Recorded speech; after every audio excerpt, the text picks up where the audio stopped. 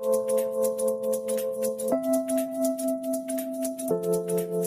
مشاهدين قناة خلطبيطة، أهلا وسهلا بكم. استطاع نجمنا المصري محمد صلاح ان هو يحرز الهدف الثاني في مرمى ليدز يونايتد عشان يواصل تألقه هذا الموسم برغم من الأداء السيء لنادي ليفربول هذا الموسم.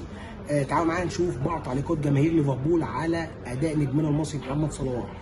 ميليس قال فينش رهيب. رير قال فينش مبهر. احد الجماهير قال كينج دياز وورلد كلاس، لعيب من طراز كبير. زوبن ديفر قال فينش ذكي جدا من الايجيبشن كينج.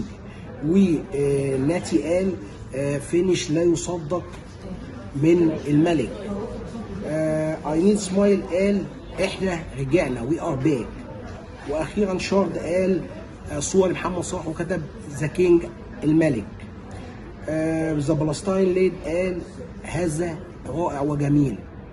اخيرا بارون شالن قال الملك وصوره للنجم محمد صلاح.